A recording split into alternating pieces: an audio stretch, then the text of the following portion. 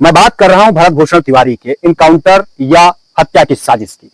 यह मामला अब और भी गंभीर और ऐतिहासिक मोड़ ले चुका है।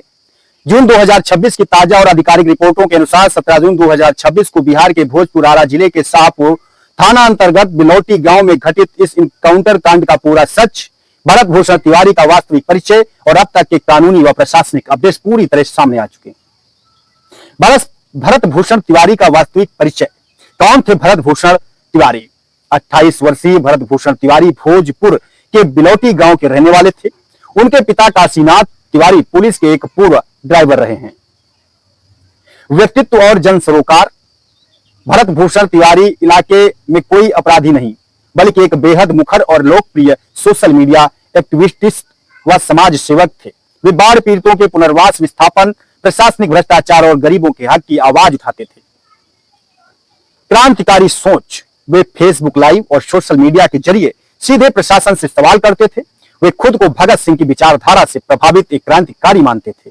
कहते थे हाल ही के दिनों में वे जमनिया गांव में बाढ़ पीड़ितों की मांगों को लेकर स्थानीय प्रशासन और नेताओं की आंखों में खटकने लगे थे। घटना की पूरी कगार। 17 और 16 जून 2026 को क्या हुआ? 16 जून 2026 तनाव की शुरुआत। पुलिस ने पहले एक अजीब बयान जारी किया था कि भरत भूषण तिवारी मानसिक रूप से विक्षिप्त यानी अस्वस्थ हैं और उन्हें इलाज के लिए मानसिक स्वास्थ्य केंद्र भेजने की प्रक्रिया की जा रही है। भरत भूषण ने इसका विरोध करते हुए फेसबुक लाइव किया और कहा, ये लोग मुझे पागल साबित करने में लगे हुए हैं, साबित करके मेरा मुंह बंद करना चाहते हैं या मुझे रास्ते से हटाना चाहते हैं। 17 जून 2026 शहादत का वो दिन। सुबह 8 से 9 बज रहे थे। शाहपुर पुलिस और एसटीएफ की टीम ने बिलौटी गांव में भरत भूषण के घर और आसपास के इलाके को घेर लिया। पुलिस का दावा था कि वे हवा में फायरिंग कर रहे थे। फेसबुक लाइव और सरेंडर का सच। भरत भूषण तिवारी उस वक्त फेसबुक पर लाइव थे। उन्होंने लाइव वीडियो में साफ कहा कि अगर प्रशासन उनकी और बाढ़ पीड़ितों की मांगे मान ले तो वे हथियार डाल देंगे। वीडियो और चश्मदीदों के साक्ष्यों के मुताबिक पुलिस के आश्वासन पर भरत भूषण ने अपनी पिस्टल जमीन पर फेंक दी और आत्मसमर्पण कर दिया। धोखे से गोलीबारी। निहत्थे होने के बावजूद पुलिस कर्मियों ने उन्हें पकड़ा और उन पर गोलियां बरसा दी। अस्पताल के डॉक्टर के मुताबिक उनके पैर और निचले हिस्से में 4 से 5 गोलियां मारी गईं। गंभीर हालत में उन्हें पटना पीएमसीएच रेफर किया गया, जहां इलाज के दौरान उन्होंने दम तोड़ दिया। अब तक का सबसे बड़ा अपडेट। जून 2026 तक की स्थिति। इस घटना के बाद पूरे बिहार में जनता का गुस्सा फूटा। आरा बक्सर हाईवे को जाम कर दिया गया और मामला सुप्रीम कोर्ट तक पहुंच गया।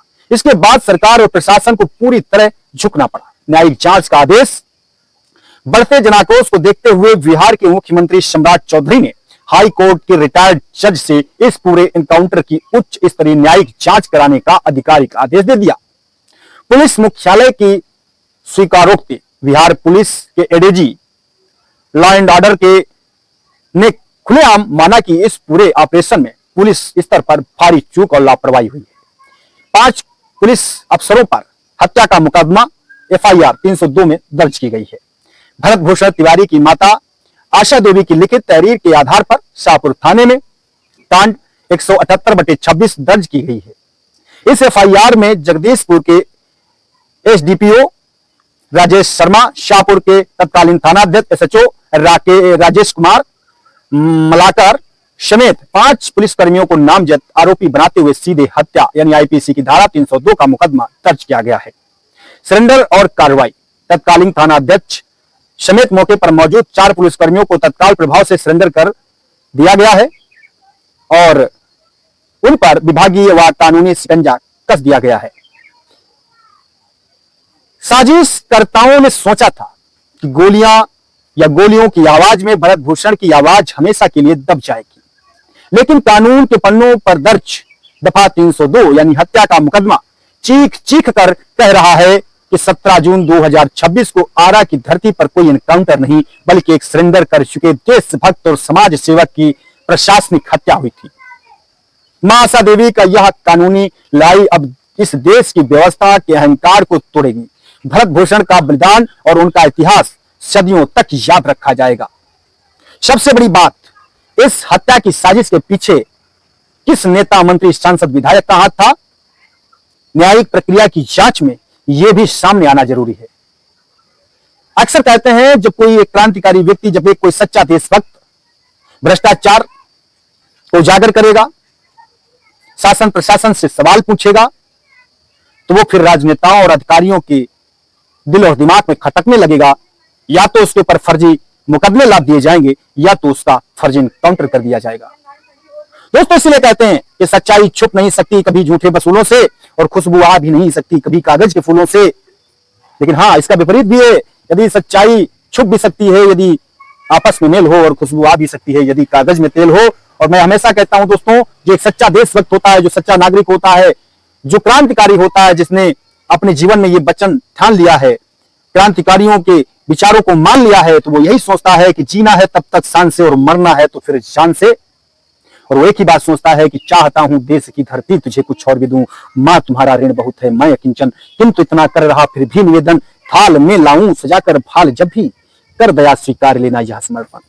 क्रांतिकारियों का रक्त कभी भी बलिदान यानी जाया नहीं जाता। अभी देख लीजिए, भरत भूषण तिवारी एक सच्चा देशभक्त था, सच्चा नागरिक था, गरीबों की आवाज बन रहा था। भले ही आज उस दुनिया में नहीं है, लेकिन आज उसके रक्त ने एक क्रांति को जन्म दिया है, और ये क्रांति जन जन तक को जगाने का काम कर रही है। आज कल तक लोग भरत भूषण तिवारी को कोई नहीं जानता था, लेकिन जैसे ही आज उसने बलिदान दिया, आज देश से लेकर विदेश तक उसके नाम की चर्चा हो रही है। फिलहाल दोस्तों, अगर आप भी एक सच्चे देशभक्त के रूप में भरत भूषण तिवारी को मानते हैं, ये मानते थे, तो इस वीडियो को छोटा सा लाइक, अपनी प्रतिक्रिया और इस वीडियो को ज्यादा से ज्यादा शेयर कीजिएगा। और दोस्तों, अगर आप इस भाई का परिवार का हिस्सा बनना चाहते हैं तो हमें फॉलो करिएगा। फेसबुक पे अगर आप हमें देख रहे हैं तो मुझे फॉलो करिएगा, यूट्यूब पर देख रहे हैं तो सब्सक्राइब करिएगा, क्योंकि आप ही हमारी असली ताकत है। हम आपकी ही ताकत पर बोल पाते हैं, क्योंकि जनता से बड़ा कोई ताकतवर नहीं। इस वीडियो को लास्ट तक देखने के लिए आप सभी लोगों का बहुत बहुत धन्यवाद।